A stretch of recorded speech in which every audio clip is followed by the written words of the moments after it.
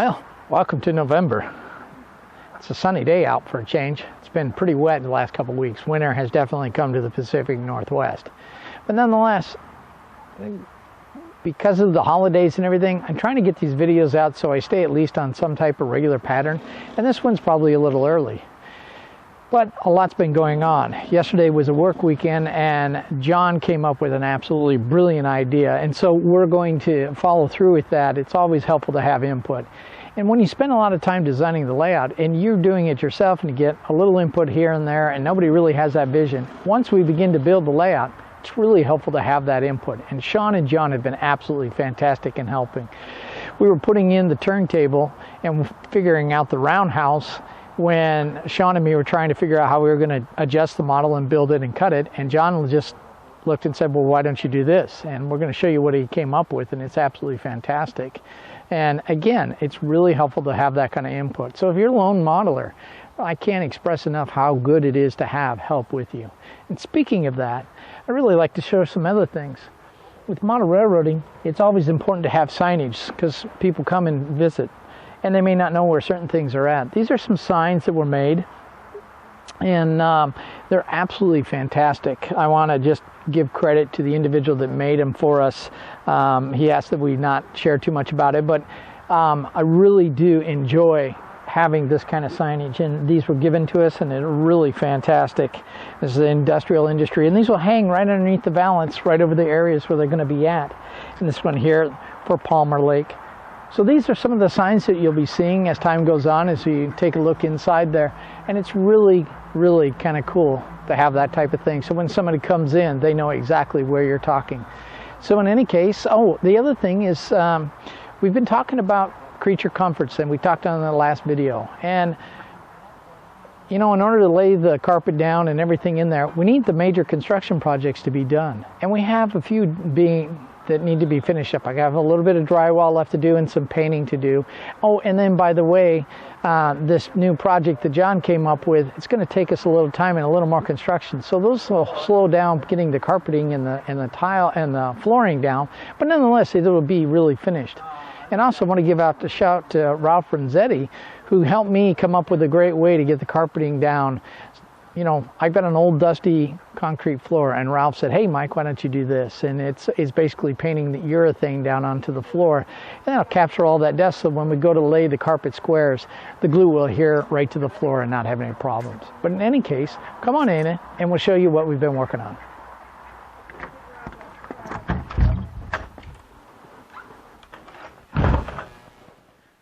Okay, so here we are in Denver, and well, we're trying to get ready to do flooring, but as things go along, we have to finish up our last of our construction. And here we are working on the engine facility.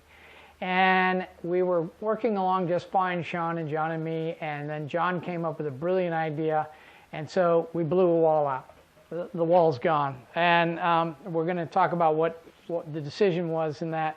But I want to point out here in the corner here, I don't know if you can see it, but in this corner over here, we coved the corner there, and I tried something entirely different. This is a Loctite plastic adhesive.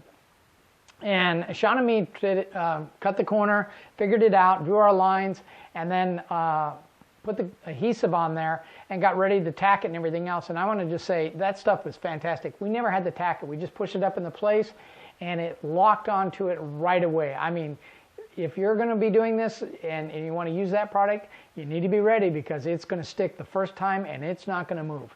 And that is all ready for us to just finish the caulking and doing some paint. So we have coved this corner in here.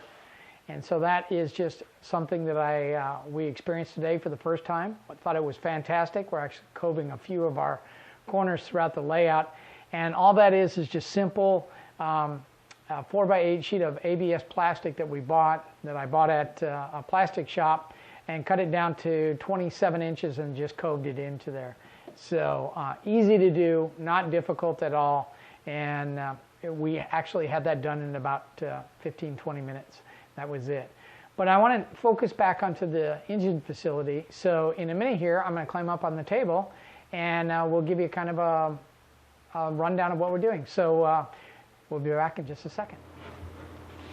Well, here we are on the tabletop, and before I get into what I was going to talk about the laying out of the turntable and all that, I do want to mention that thanks to some folks and some different things, we've actually upgraded our sound quality. This is actually about the third or fourth time I've recorded this, mainly because I've discovered that with my wireless mic and LED lights, you pick up the frequency coming into there. So I've got my shotgun mic on, and we'll see how that works. But in any case, let's move on to what we were talking about, and that had to do with this turntable and the roundhouse, and John's brilliant suggestion.